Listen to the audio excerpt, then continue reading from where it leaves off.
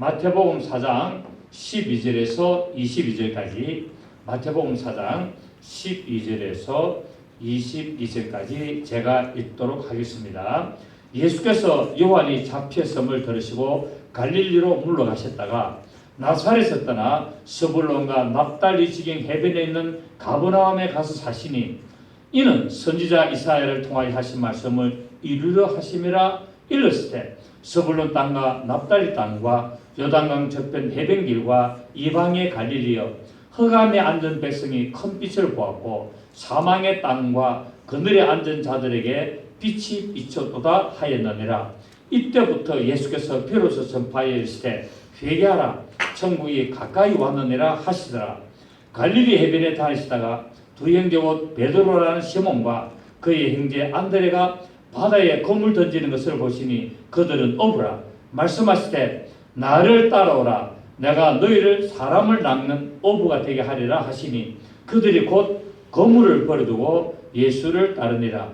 거기서 더 가시다가 다른 두 형제 곧 세베대 아들 야고보와 그의 형제 요한이 그의 아버지 세베대와 함께 배에서 그물 깁는 것을 보시고 부르시니, 그들이 곧 배와 아버지를 버려두고 예수를 따르니라. 아멘. 제목은 그물을 버려두고 라는 제목이 되겠습니다. 또 사람을 낚는 어부가 되라는 것도 되지만, 오늘은 제가 보니까 그물을 버려두고 라는 이 단어가 좀 문장이 좋겠습니다. 자, 예수께서 성령으로 기름 부음을 받으시고 이제 마귀의 시험을 받았습니다. 그런데 이러한 시험은 메시아로 사역을 하시기 위하여 반드시 통과해야 될 과정이었고, 이 시험을 통과해야만이 그 이유로 하나님의 명령을 따라 공생애라는 이 귀한 사역을 시작할 수가 있었습니다. 그 예수님은 내가 사역하고 싶다고 하고 싫다고 안 하는 것이 아니라 반드시 하나님의 정하신 때를 따라 하나님의 말씀에 의해서 사역을 하게 되는데, 그 그리스도 메시아의 사역을 하기 위해서는 반드시 그 전에 무엇을 해야 되느냐 하면은 마귀로부터 시험을 받았고, 그 마귀의 시험을 이기고 나야만이 비로소 메시아로서 공생애를 시작할 수 있는 자격을 취득하게 되는 것을 우리는 성경의 이 순서를 통하여 볼 수가 있습니다. 자, 그래서 오늘 보니까 12절을 보니까 예수께서 요한이 잡혔음을 들으시고 갈릴리로 물러가셨다가 라고 말하고 있습니다. 세례 요한이 감옥에 갇히고 나서 이제 드디어 예수님께서 사역을 시작을 했다라고 기록하고 있죠. 이 12절에 예수께서 세례 요한이 감옥에 투옥된 후에 시작하시는데, 이는 왜냐하면 광야에 외치는 소리가 드디어 멈춰졌습니다. 광야에서 외치는 소리가 이제 끝나고 어디로 갑니까? 감옥에 들어가서 더 이상 광야의 소리가 없이 되기 때문에 이제 비로소 뭐가 되냐면은 천국 복음이 전파가 되는 것을 말씀하고 있죠. 광야의 소리가 끝나면은 결국 천국 복음이 시작이 되는 것을 우리에게 보여주고 있고, 그리고 메시아로서 사역을 감당하신 것을 우리가 봤습니다. 왜냐하면은 율법과 선지자가 끝나야만이 복음이 시작이 되기 때문입니다. 자, 그래서 세례 요한은 율법의 마지막 제사장이었고 또 뭐였습니까? 마지막 선지자였죠, 그죠? 그래서 이제 율법에서 마지막 선지자, 마지막 제사장이 끝이 나야 비로소 새로운 복음이 시작을 하게 되기 때문에 그렇습니다. 세례 요한의 이 제사장 직분은 어디로부터 왔습니까? 레위로부터 왔죠. 그 세례 요한의 아버지가 사가라인데, 이 세례 요한의 지파는 어느 지파였습니까? 레위 지파였죠. 왜냐하면 레위 지파야만이 제사장이 될 수 있고 또 제사장이 될 수 있습니다. 그래서 세례 요한은 결국 뭐였냐면은 이제 레위 지파 출신이었고, 그런데 예수님은 레위 지파가 아니었죠, 그죠? 근데 이스라엘에서는 레위 지파가 아니면은 제사장이 될 수가 없었습니다. 그런데 예수님은 레위 지파가 아님에도 불구하고 이제 제사장이 됐는데, 이 기득권에서는 예수님을 제사장으로 인정을 안 했습니다. 그런데 하나님은 기득권의 제사장들을 인정 안 하시고 하나님은 별다른 제사장 이 예수 그리스도를 예수를 제사장으로 세운데 이 예수님이 지파가 됐냐면은 유다 지파였죠. 그래서 세리와는 레위 지파였고 예수님은 유다 지파로서 결국 이제 모든 제사장들은 율법 아래 있는 제사장들은 레위로부터 시작이 돼가지고 아론과 이 모세 또 그 엘리에셀이라는 이쪽 이 대제사장의 이 역할을 레위 지파를 했는데 예수님은 유다 지파에서 태어나가지고 왜냐 다윗의 자손이기 때문에 네. 다윗의 자손이고 또 마리아가 다윗의 자손이었죠, 그죠? 그래서 이 유다 지파로 왔는데 그런데도 불구하고 성경은 메시아가 오면은 제사장이 될 텐데 그는 어떤 제사장이냐면은 한 별다른 제사장이 될 것이라고 말하고 있고 그 별다른 제사장이 누구냐면은 바로 멜기세덱이라고 말하고 있습니다. 그래서 이 멜기세덱은 레위가 있기 이전에 이미 뭡니까? 멜기세덱 제사장이 성경에 있었죠, 그죠? 자, 우리 창세기 14장 보십시오. 창세기 14장을 보시면 창세기 14장 우리 18절에 보면은 살렘왕 멜기세덱이 떡과 포도주를 가지고 나와서니 그는 지극히 높으신 하나님의 제사장이었더라. 그가 아브라함에게 축복하여 이르되 천지의 주제시요 지극히 높으신 하나님이여 아브라함에게 복을 주옵소서. 그러니까 지금 뭡니까? 이때는 레위 지파가 아직 없었죠, 그죠? 레위 지파는 아직까지 없었습니다. 왜냐하면 아브라함부터 출발하기 때문에. 그래서 아브라함 후에 누가 나옵니까? 모세가 나오죠. 아브라함 후에 모세가 나오고 또 이제 율법 아래서 아론이라는 제사장이 대제사장이 나오기 때문에 이미 아브라함이 있을 때 누가 있었냐면은 멜기세덱이 있었는데 이 멜기세덱이 누구냐면은 하나님의 제사장이었더라. 지극히 높으신 하나님의 제사장이었더라라고 성경은 기록하고 있습니다. 그렇기 때문에 율법이 있기 전에 이미 누가 있었습니까? 제사장이 있었죠, 그죠? 이미 율법이 있기 이전에도 아브라함이 있는 그때에 이미 멜기세덱이라는 하나님의 제사장이 있었는데 이 레위 지파는 이제 레위로부터 제사장들은 레위 지파로부터 쭉 나지만은 예수님은 결국 이 레위 지파로부터 안 나오고 어디로 나왔냐면은 멜기세덱의 이 반차가 따라 나왔다는. 그러니까 레위 지파가 쭉 반차를 따라서 계속 제사장이 이렇게 계속 이어져 오는데 공식적으로는 율법 아래서 이 레위 지파가 제사장으로 나왔지만은 전혀 성경에 기록되지 않고 이스라엘 사람들이 알지 못했던 그 멜기세덱으로부터 쭉 믿음의 혈통이 있어가지고 예수님이 그 멜기세덱의 지파를 따라왔다라고 성경은 기록을 하고 있습니다. 자, 히브리서 우리 7장 보십시오. 히브리서 7장을 보시면 11절입니다. 히브리서 7장 11절에 10절에 보면은 이는 멜기세덱이 아브라함을 만날 때 레위는 이미 자기 조상이 그러니까 아브라함이 멜기세덱을 만났을 때는 이미 레위는 태어나지도 않았고 한참 뒤에 태어나야 되는데 어디에 있었느냐? 바로 아브라함의 몸 안에 이미 있었다라고 이야기하고 있죠. 자, 그래서 11절을 보니까 레위 계통의 제사 직분으로 말미암아 온전함을 얻을 수 있었으면은 백성이 그 아래서 율법을 받았으니 어찌하여 아론의 반차, 이 레위의 반차를 따르지 않고 멜기세덱의 반차를 따르는 다른 한 제사장을 세울 필요가 있느냐? 제사 직분이 바뀌어선적 율법도 반드시 바꾸어지리니 여기서는 한 사람도 제단 일을 받들지 않는 다른 지파에 속한 자를 가르쳐 말한 것이라. 그러니까 멜기세덱으로부터 흘러내려오는 제사장은 한 번도 제사장 역할을 했다 안 했다? 안 했다는 거야. 한 사람도 성전에 들어가지고 제사를 해본 적이 없다는 거야. 그럼 사람들은 모른다 이 말이죠. 그런데 이 레위 지파들은 계속 뭡니까? 이 제사장의 역할을 해왔는데 이제 예수님 오심으로 말미암아 이 레위 지파로부터 내려왔던 제사장의 직분이 뭡니까?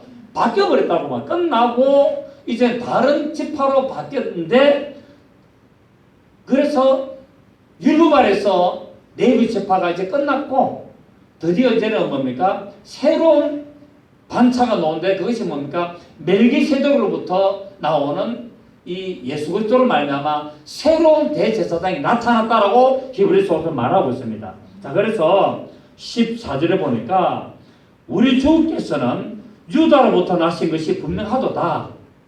이 지파에는 모세가 제사장들에 관하여 말한 것이 한도, 그러니까 예수님이 나신 유다 지파에 대해서는 제사장이 되어야 된다라는 말이 한 구절도 없다는 거야. 없고 15절에 멜기세덱과 같은 별다른 한 제사장이 일어난 것을 보니 더욱 분명하도다. 자, 예수님은 누구의 반차를 따라왔다? 멜기세덱의 반차를 따라와가지고 그분이 제사장이 된 걸 보니까 성경이 틀림없다 이 말입니다. 이미 창세기 말씀을 그대로 이루게 됐다는 겁니다. 그래서 그는 육신에 속한 한 계명의 법을 따르지 않았고, 육신에 속한 계명의 법이 뭡니까? 율법을 따르지 않고 오직 불멸, 영원히 멸망이 없는 불면의 생명의 능력을 따라 되었으니 증언하기를 시작. 네가 영원히 멜기세덱의 반차를 따른 제사장이라 하였도다. 전에 있던 계명은 연약하고 무익함으로 피하고. 자, 19절에 율법은 아무것도 온전히 하지 못하게 한다. 그러니까 율법은 뭡니까? 저희 파여 예수님 오심으로 말미암아 율법은 완전히 파여졌고, 왜? 무익함으로, 연약하고 무익하고 온전하지 못하기 때문에 파여졌고, 19절에 이에 더 좋은 소망이 생기니 이것으로 우리가 하나님께 가까이 가느니라. 또 예수께서 제사장이 되신 것은 맹세 없이 된 것이 아니니, 그들은 맹세 없이 제사장이 되었을 때, 이 레위 지파는 맹세가 없이 제사장이 되었을 때 오직 예수는 자기에게 말씀하시니 하나님으로 말미암아 맹세로 되신 것이라. 주께서 맹세하시고 뉘우치지 아니하시리니 내가 영원히 제사장이라 하였도다. 이와 같이 예수는 더 좋은 언약의 보증이 되셨느니라. 제사장 된 그들의 수요가 많은 것은 죽음으로 말미암아 항상 잊지 못함이로되 예수는 영원히 계심으로 그 제사장 직분도 갈리지 아니하느니라. 자, 레위 지파의 제사장들은 사람이기 때문에 계속 죽음으로 말미암아 계속 뭡니까? 다른 사람이 계속 제사장 직분을 했지만 예수 그리스도는 영원히 살아계시기 때문에 제사장이 바뀔 필요가 없다라는 거야. 이제 그 말입니다. 이게 영원히 계심으로. 맞습니까? 그죠? 자, 25절에 그래서 그러므로 자기를 힘입어 하나님께 나가는 자들을 온전히 구원하실 수 있으니, 이 대제사장이 이제 영원히 존재하시고 변함이 없으시고 다른 사람이 할 일도 없기 때문에 이제 그 예수를 힘입어 하나님께 나가는 자들을 온전히 구원하실 수가 있다는 거예요. 이는 그가 왜 그렇다고요? 항상 살아계셔서, 맞습니까? 그들을 위하여 강구하시기 때문에 그렇다라고 말하고, 26절에 이러한 대제사장은 예수 그리스도는 우리에게 어떻게 하다고요? 합당하니 거룩하고 악이 없고 도름이 없고 죄인에서 떠나 계시고 하늘보다 높이 되신이다. 아멘. 그래서 이렇게 되도록 이미 창세기에서 아브라함이 멜기세덱이라는 하나님의 지극히 높으신 제사장에게 예물을 바치잖아요.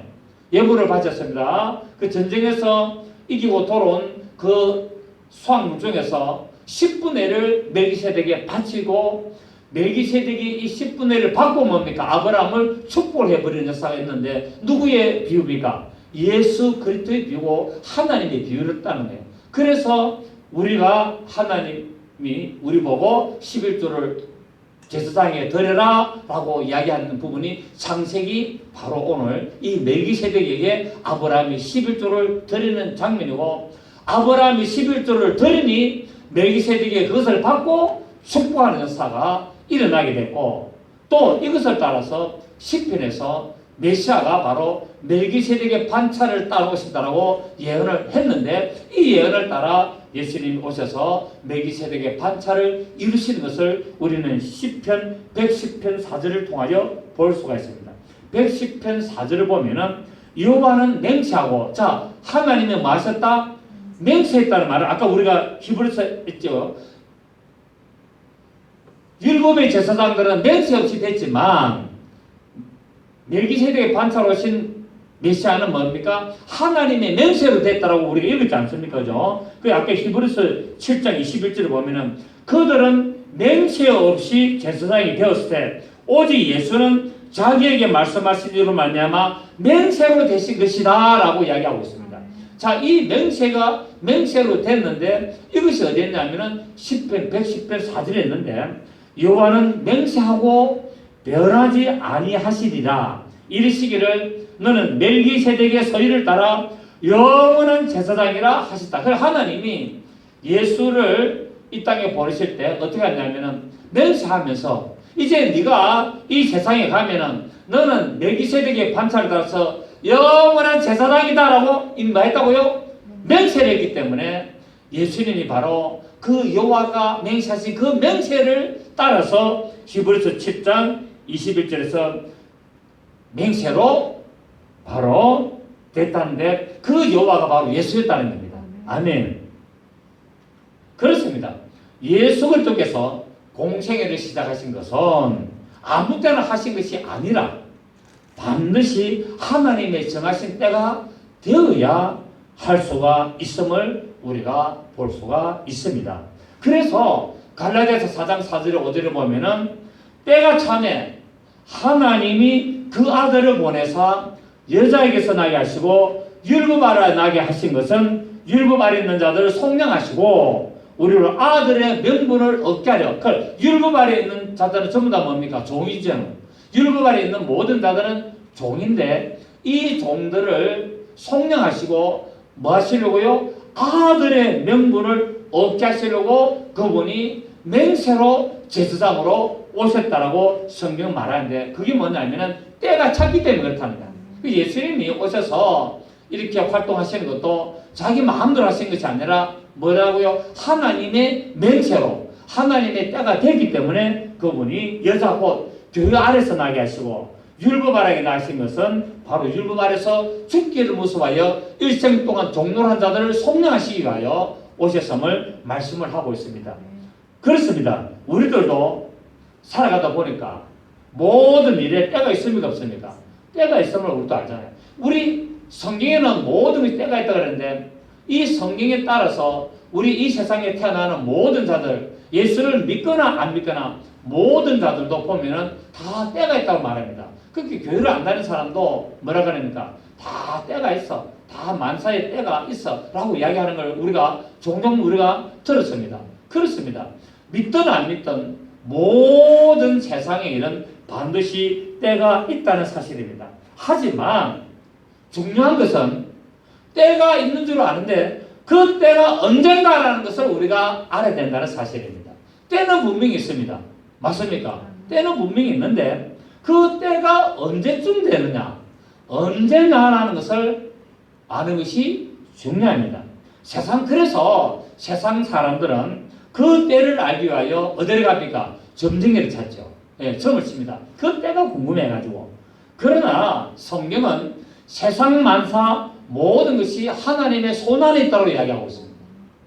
우리가 그 때를 알려고 할 수도 없습니다. 왜? 하나님의 손안에 있기 때문에 하나님의 경륜, 하나님의 뜻, 섭리 안에 있기 때문에 그 하나님의 경륜과 하나님의 섭리 안에 모든 것이 들어가기 때문에 우리는 그 때를 우리가 알 수가 없습니다. 그래서 그 때가 언제 될지는 모르지만 우리는 하나님의 그 때를 바라보면서 말씀을 붙들고 기도하면서 우리가 나가게 되면은 그 때가 되면은 하나님의 역사를 하시는 겁니다. 아멘. 그렇게 돼야지 모든 일을 알아보려고 궁금하니까 미래를 알려고 점쟁이를 찾고 또 어떻게 하고 있습니까? 예언을 들려고 이 어리석은 일들을 하러 다닙니다. 세상 사람들은 점을 치러 다니고 교회를 다니는 사람들은 예언을 들어 다니고 정말 뭐 어찌 보면은 예언을 들어 다니는 목적이 꼭 정치로 가는 목적과 비슷한 것을 볼 수 있습니다. 그리고 예언이라는 것은 하나님의 뜻을 알려고 해야 되는데 자꾸 지때를 알려고 지때를 하나님의 뜻이 무엇이고 하나님의 때가 언제쯤 될 것인가를 알려고 기도하면서 그 예언을 들으려고 한다면 괜찮습니다만 결국 예언을 듣는 목적이 뭡니까? 내가 언제 뭐 되겠노? 내가 언제 어떻게 되겠노? 자꾸 자기한테 맞추는데 이거는 점치는 것이나 거의 방불하다는 사실입니다.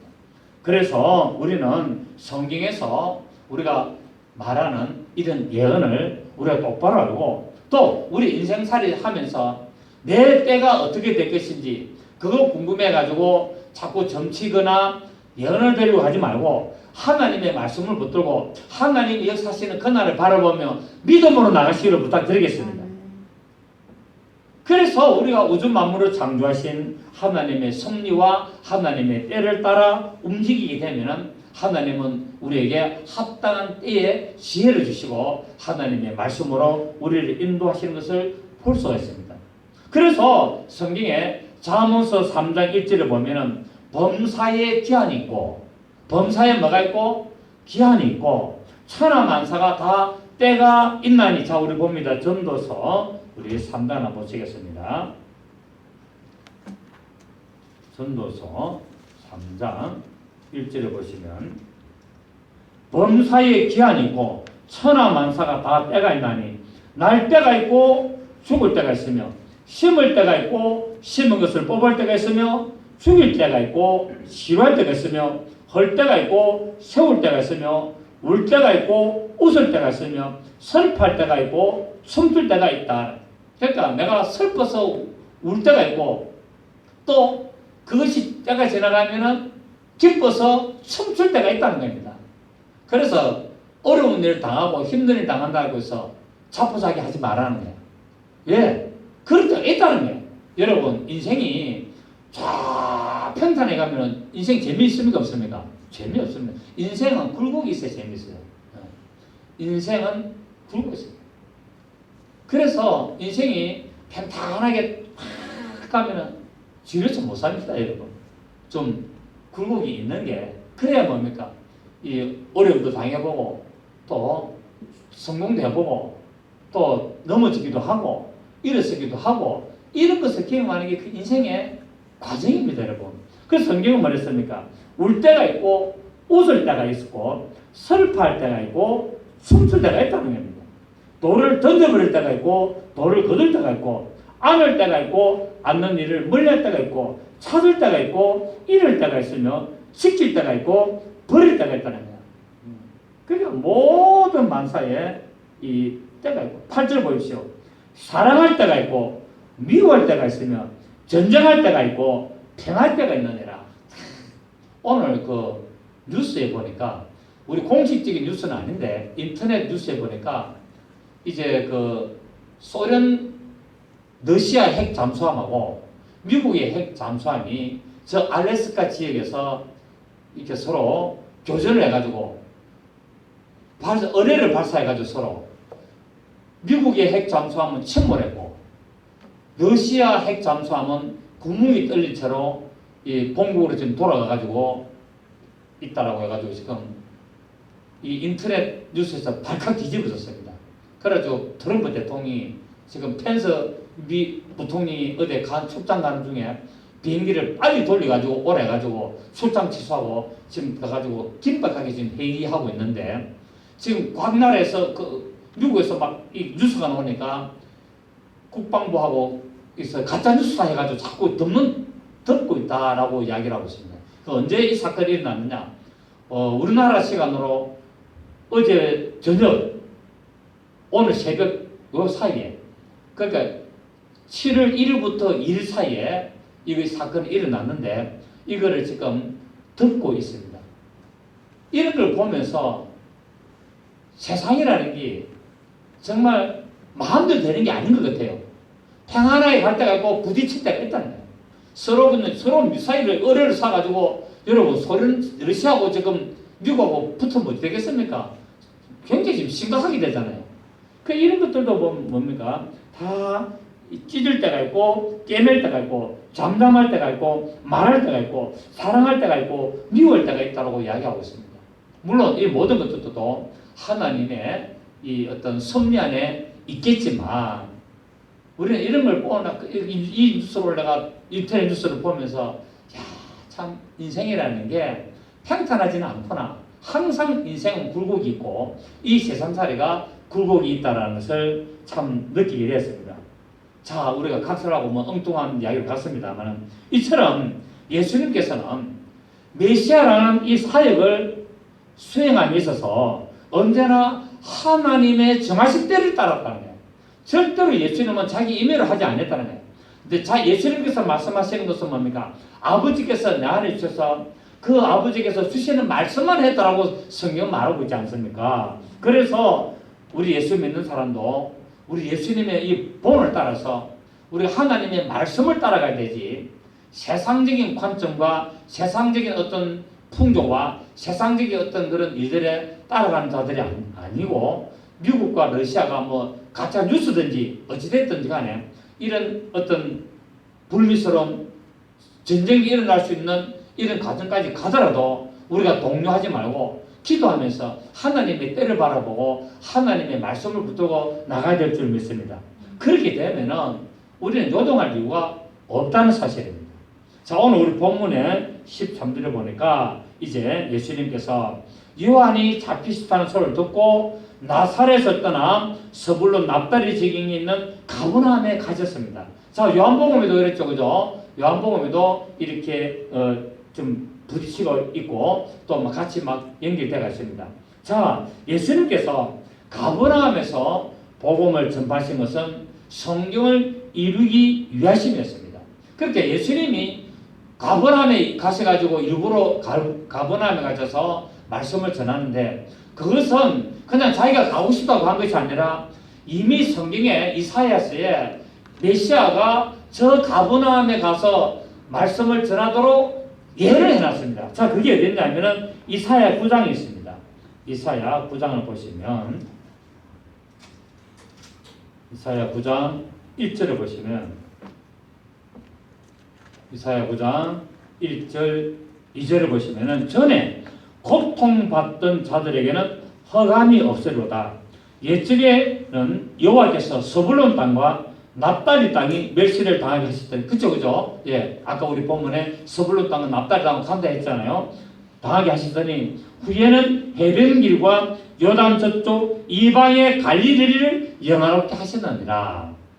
허감에 행하던 백성이 큰 빛을 보고 사망의 그늘진 땅에 거주하던 자에게 빛이 비치도다. 이렇게 메시아가 오면은 이렇게 될 것이다라고 예언을 한 이 예언을 따라서 오늘, 자, 금방 우리가 이 이사야서 읽었으니까 본문에 다시 딱 가보십시오. 딱 잡고 보시면은, 자, 나사렛에서 떠나 어디로 간다? 서불론과 납달리 지경 해변에 있는 가버나움에 있죠. 맞습니까? 안 맞습니까? 가시니 왜 이리 가시냐면은 14절에 이는 선지자 이사야를 통하여 하신 말씀을 이루려 하심이라 일렀을 때, 이사야 9장 1절 2절의 내용이 나오잖아요. 서불론 땅과 납달리 땅과 요단강 저편 해변길과 이방의 갈릴리요, 허감에 앉은 백성이 큰 빛을 보았고 사망의 땅과 그늘에 앉은 자들에게 빛이 비춰두다 하이노내라 함을 이루려고 예수님이 이렇게 하셨다는 것을 우리가 알 수가 됐죠. 그 예수님이 이제 이스라엘 나라에 다니면서 복음을 전하실 때 임의로 가신 것이 아니라 반드시 뭡니까? 성경의 예언을 따라서 이렇게 하신 것을 성경은 가르치고 있습니다.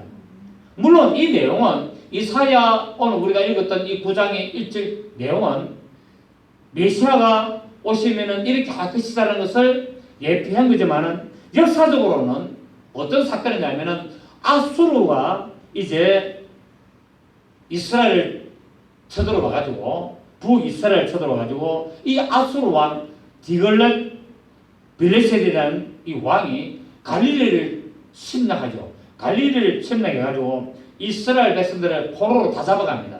포로로 잡아가가지고 결국 뭡니까? 비참한 포로 생활을 하게 되는데 완전히 어둠이 되죠. 그래서 갈릴리 지방, 이 서불론과 납달리 이 지방이 완전히 초토화되고 완전히 이방인들이 와 점령을 해가지고 허감에 있는데, 이것을 뭡니까? 이제 회복시킨다는 내용이 바로 이사야 9장 1절부터 2절 내용인데, 이것은 결국 무엇을 비유했느냐면은 예수 그리스도가 오셔서 이 서불론과 납달리 이 갈릴리 지역에, 이 가버나움 지역에 완전히 도둑놈들, 문둥병자들, 이 죄인들이 있던 이 흑암이 완전히 비추있고 이방인들이 섞여 살던 이곳이 뭡니까?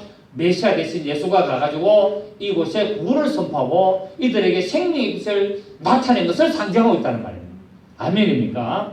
저 불신과 죄악 등으로 말미암아 영적으로 완전히 암흑 상태에 있는 자들이 세상의 빛 되시는 예수 그리스도로 말미암아 구원을 얻게 된다는 것을 이렇게 예언을 했습니다. 그래서 이 압솔루가 북이스라엘 침공해가지고 뭐입니까? 저도 포로로 끌려가잖아요. 포로로 끌려가고 이 압솔루 아시리 사람들이 와가지고 뭡니까? 이곳 살면서 혼족이 되잖아요. 그래서 남유다 사람들이 저 북이스라엘 사람들을 사마리아 사람들을 말아 게드라라고 하면서 이들을 인간 취급 안 했죠, 그죠? 그래서 이 갈릴리 지역, 이 서불론과 납달리 있는 이 모든 지역을 뭐냐면은 흑암이 완전히 비춰서 이들이 바로 이방인들이 되었다라고 이렇게 하고 있는데 이것을 구원의 빛을 비추고 생명의 빛을 비추는데 결국 이사야 9장 1절은 2절은 결국 뭔 말하냐면은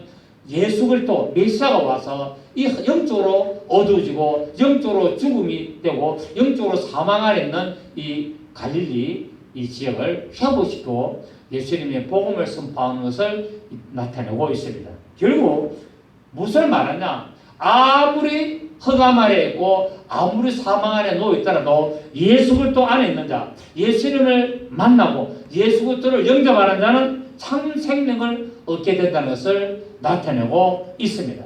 왜요? 예수께서는 세상을 구원하러 오셨기 때문에 그렇습니다. 예수님이 뭐랬습니까? 내가 세상에 온 것은 세상을 구원하려고 왔다라고 이야기를 하고 있죠. 그죠? 자, 우리 요한복음 3장을 보십시오. 요한복음 3장을 보시면 3장 16절, 17절을 보시겠습니다. 하나님이 세상을 이처럼 사랑하사 독생자를 주셨으니 이는 그를 믿는 자마다 멸망하지 않고 영생을 얻게 하려 하십니다. 자, 하나님이 세상을 어떻게 했다고요? 사랑했다는 거예요. 하나님이 세상을 사랑했다는 말은 이 세상은 어떤 마귀가 지배하는 세상을 말하는 게 아니고 마귀를 말하는 것이 아니라 하나님이 만들어진 이 창조된 사람들을 말하고 있습니다. 그래서 하나님이 세상을 이처럼 사랑하사는 말은 이 세상 아래 있는 사람들을 사랑하사 독생자를 주셨으니 왜냐하면 그를 믿는 자마다 그렇게 예수님이 오셔서 행하신 그 일들을 믿는 자마다 멸망하지 않고 영생을 얻게 하려고 독생자 예수 그리스도를 보내셨고 17절에 하나님이 그 아들을 세상에 보내신 것은 세상을 심판하려 하심이 아니요 그로 말미암아 세상이 구원을 받게 하려 하나를 받지 아니하는 것이요 믿지 아니한 자는 하나님의 독생자의 이름을 믿지 아니함으로 벌써 심판을 받은 것이니라. 그 정죄는 것이니 곧 빛이 세상에 왔을 때 사람들이 자기 행위가 악함으로 빛보다 어둠을 더 사랑한 것이니라 라고 말하고 있습니다. 그래서 또 예수님은 세상을 심판하러 왔다라는 말은 그 세상은 뭡니까? 마귀의 세력을 말하고 있다. 그 심판하러 왔다라고 할 때는 이 말하는 세상은 마귀의 세력을 말하고 있고 세상을 이처럼 살아가서 할 때 세상은 하나님이 만드신 사람들을 말하고 있다는 말입니다. 아시겠죠? 그죠? 그래서 예수님께서 이렇게 세상을 사랑하기 위하여 구원하시기 위하여 오셨음을 말하기 때문에 그래서 예수님은 사역을 주로 어디서 하시느냐? 나사렛 지역, 이 서불론과 납달리, 이방의 갈릴리. 갈릴리도 이스라엘 나라지만은 얼마나 타락했는지 이방의 갈릴리에 했단 말이에요. 갈릴리는 이스라엘이지만은 그들이 영적으로 완전히 타락했고 그들이 아수르와 혼종했고 그래서 저 유다 사람들이 개같이 취급했던 사람들이기 때문에 이방의 갈릴리어라고 표현하고 있다는 거예요. 아시겠죠? 그죠? 자, 그렇습니다. 영생은 구원은 오직 예수 그리스도 안에서만 나타납니다. 아멘. 자, 우리 요한복음 3장 36절을 보십시오. 찾았으니까 36절을 보시면 아들을 믿는 자에게는 뭐가 있고? 영생이 있고 아들에게 순종하지 아니하는 자는 영생을 보지 못하고 도리어 하나님의 진노가 그 위에 머물러 있느니라. 자, 하나님을 믿으면 구원 받습니까? 아니잖아요. 예수를 믿어 구원받는다 말이야. 그러니까 저 이스라엘 사람들은 하나님 믿습니까? 안 믿습니까? 하나님 우리보다 더 열심히 믿어요. 우리는 죽어도 따라가지도 못해요. 그런데도 저들에게는 뭐가 없다? 구원이 없다는 거야. 저들에게는 구원이 없습니다. 그런데 지금 하나님이 저들을 구원시키려고 이스라엘 사람들에게 예수를 믿는 믿음을 지금 주시는 거예요. 그래서 로마서에서 뭐였습니까? 로마서에서는 바로 이 이스라엘에게 복음이 지금 막아놨다가 때가 되면은 복음을 전하게 되죠. 그죠? 그게 이방인의 충만한 수가 차기까지라고 이야기하고 있습니다. 그래서 때가 되면은 복음이 이스라엘에 열리게 되는데 이번에 선교사를 한 사람 만났습니다. 선교사 한 사람 만났는데 뭐라고 했냐면은 이스라엘의 검은 모자 쓰고 이 턱순교하는 그 종교인 그 랍비 정도 되죠. 그 종교인이 복음을 가르치는 자가 없으니까 꿈에 예수님이 나타나가지고 예수를 믿어라 나를 믿어라 그래 했는데 말씀을 배울 데 없는 거예요. 그래가지고 수소문해가지고 예수를 믿는 한국 사람 청년을 찾아간 거예요. 그 이스라엘에서 찾아가지고 당신 예수 믿지 않는, 왜냐하면 그는 예수 믿어서 소문나기 때문에. 그래서 내가 예수를 믿고 싶다. 그래가지고 그 사람에게 이틀을 성경을 가르쳤는데 완전히 예수를 믿게 됐답니다. 그래서 성경 공부할 때는 옷 다 벗고 이렇게 성경 공부하고 있다가 딱 나갈 때는 다시 옷 사입고 나온답니다. 아직까지 가니까. 왜냐하면 그 나라는 큰일 나잖아요. 여러분 그렇습니다. 아무리 이스라엘이라도 하나님을 믿으면 구원이 없습니다. 결국 뭐랬습니까? 오늘 36절에서 35절 아버지께서 아들을 사랑하사 만물을 다 그의 손에 주셨으니 아들을 믿는 자에게는 영생이 있고, 맞습니까? 아버지를 믿는 자에게 영생이 있는 것이 아니라 아들을 믿는 자에게는 영생이 있고 아들에게 순종하지 아니하는 자는 영생을 보지 못하고 도리어 하나님의 진노가 그 위에 머물러 있느니라 라고 말하고 있습니다. 아멘. 자, 우리 또 5장 봅니다. 5장 24절을 보시면 5장 24절에 시작 22절을 보면은 아버지께서 아무도 심판하지 아니하시고 심판을 다 아들에게 맡기셨으니 이는 모든 사람으로 아버지를 공경하는 것 같이 아들을 공경하게 하려 하심이라. 아들을 공경하지 아니하는 자는 그를 보내신 아버지도 공경하지 아니하느니라. 내가 진실로 너에게 이르노니 내 말을 듣고 또 나 보내신 이를 믿는 자는 영생을 얻고 심판이지 아니하나니 사망에서 생명으로 옮겨놓느라. 시작. 진실로 너에게 이르노니 죽은 자들이 하나님의 아들의 음성을 들을 때가 오나니 곧 이때라. 듣는 자는 살아나리라. 아멘. 아들의 음성을 듣는다는 거예요. 아멘. 그 우리 하나님 음성 듣다, 하나님 음성 듣는다는 말은 누구의 음성 듣는단 말입니까? 아들 되시는 예수 그리스도의 음성을 듣는 것입니다. 아멘. 하나님은 우리가 볼 수도 없잖아요. 그래서 하나님의 음성은 우리가 못 듣습니다. 결국 뭡니까? 아들의 음성을 듣는다고 성경은 분명히 이렇게 말하고 있습니다. 결국 삼일째 하나님을 말씀하시는 거지만, 자, 그래서 우리 요한복음 좀 더 갑니다. 17장 3절을 보면은, 요한복음 17장 3절을 보시면은 시작. 영생은 곧 유일하신 참 하나님과 그의 보내신 자 예수 그리스도를 아는 것이다. 그러니까 예수는 영생을 얻고 생명을 얻고 구원을 얻으려면 어찌 된다고요? 하나님이 보내신 예수 그리스도를 경험해야 된다는 거야. 경험. 예수를 만나야 된다는 거야. 예수를 인격적으로 만나고 예수를 믿음으로 만나야만이 영생을 얻고 구원을 얻는다라고 요한복음 10장 3절에서 말씀했습니다. 왜냐하면 예수께서 생명의 빛으로 오셨고 또 영적인 사망의 상태에 있는 자들에게 구원의 빛을 비추기 때문에, 그래서 뭡니까? 예수님이 자기를 나는 생명의 빛이다 라고 말하고 있고 나는 하늘에서 내려온 생명의 떡이다 라고 말하고 있고 나는 너에게 영원히 목마르지 않는 생수의 강이다 라고 말하고 있습니다. 생명의 양식이고 생명의 빛이고 생명의 음료라는 것을 우리에게 말씀하신데, 그래서 우리에게는 정말 이 예수 아니고는 생명을 얻을 수가 없음을 우리가 볼 수가 있습니다. 그래서 예수님께서는 소경을 보게 하고 안전병이를 일으키시고 또 뭡니까? 문둥병자를 깨끗게 하게 하고 죽은 자를 살심으로 말씀을 승차고 되는데 오늘 우리 본문 보십시오. 우리 본문 우리 마태복음 4장 16절을 보시면 마태복음 4장 오늘 본문으로 다시 돌아가셔서 15절에 서불론 땅과 납달리 땅과 요단강 저편 해변길과 어떤 갈릴리요? 어떤 갈릴리요? 이방의 갈릴리요. 저 이스라엘 땅이지만 이방의 갈릴리라 했잖아요. 갈릴리요. 허감에 앉은 백성이 큰 빛을 보았고 사망의 땅과 그늘에 앉은 자들에게 빛이 비추었도다 하였느니라 라고 말씀을 하고 있습니다.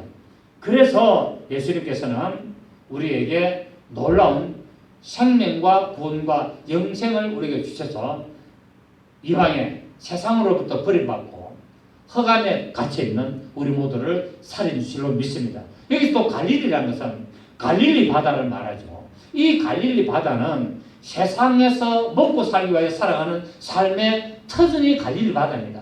그래서 예수님이 안 보이니까 예수님의 제자들이 뭐랬습니까? 베드로가 나는 고기 잡으러 갈란다 하면서 갈릴리로 가버리잖아요. 그 갈릴리는 무슨 말이냐? 갈릴리는 세상을 상징하고 있다는 거예요. 그러니까 예수님이 안 보이면 어떻게 됩니까? 세상으로 가는 거야. 왜? 먹고 살아야 되니까. 그래서 갈릴리 바다라는 말은 바로 예수님을 만나기 전에 예수님의 제자들이 거기서 고기 잡아 살던 곳이 바로 갈릴리 바다는 거예요. 그렇게 예수님만 안 보이면 믿음이 떠나면 어디로 돌아간다? 세상으로 돌아간다는 것을 말하고 있다. 이방의 갈릴리요. 세상의 갈릴리요.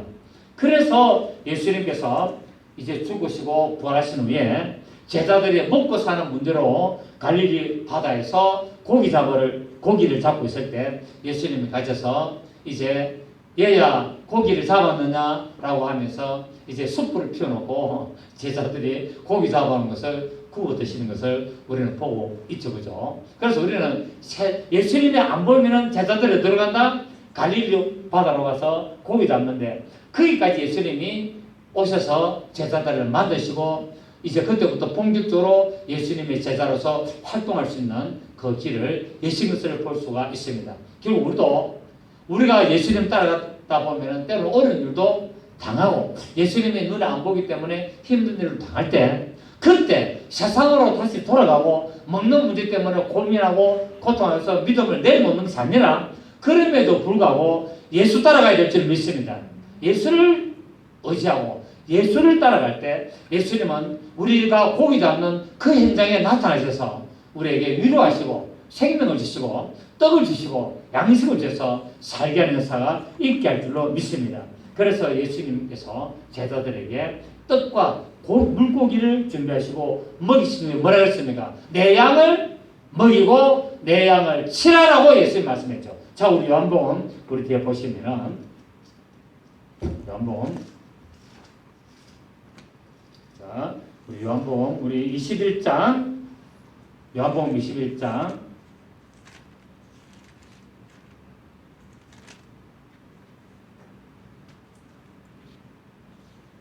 요한복음 21장 9절입니다. 육지에 올라보니 숯불이 있는데 그 위에 생선이 넣어있고 떡도 있더라. 예수께서 이르되 지금 잡은 생선을 좀 가져오라 하시니 시몬 베드로 올라가서 그물을 육지에 끌어올리니 가득히 찬 물고기가 153마리라. 1호상이죠. 그죠? 이랬더라. 이같이 많으나 그물이 지지 아니하였더라. 예수께서 있을 때 와서 소반을 먹어라 하시니 제자들이 주님이신 줄 아는 거로 당신이 누구냐 감히 묻는 자가 없더라. 예수께서 가셔서 떡을 가져다가 그들에게 주시고 생선도 그와 같이 하시니라. 이것은 예수께서 죽은 자 가운데서 살아나신 후에 세 번째로 제자들에게 나타나신 것이라. 그들이 조바 먹은 후에 예수께서 시몬 베드로에 있을 때 시작 요한의 아들 시몬아 네가 이 사람보다 나를 사랑하냐 하니까 뒤에 가서 뭐랬습니까? 이르시되 내 어린 양을 먹이라 라고 하고 16절에 보면은 내 양을 치라 그러고 17절에 보면은 또 뭐라 그랬습니까? 10절에 보면은 또 네가 나를 사랑하느냐 라고 이야기를 쭉 하게 되고 거기서 예수님께서 이제 또 내 어린 양을 이렇게 내 양을 먹이라라고 17절에서 말씀하셨습니다. 그 예수님은 우리를 부르신 것은 세상에서 우리를 불러내서 마시려고요, 복음을 전하는 일에 쓰임 받으려고. 내 양을 치라, 내 어린 양을 먹이라, 내 양을 먹이라 말은 뭡니까? 복음 전해서 저들에게 구원의 양식을 줘라 이 말 아닙니까? 생명의 양식을 줘서 저들을 하나님의 생명으로 인도해라 라고 말씀하신 것을 보게 되죠. 자, 우리 또 오늘 본문을 보면은 예수님께서 이제 또 제자를 부르시는 장면이 나옵니다.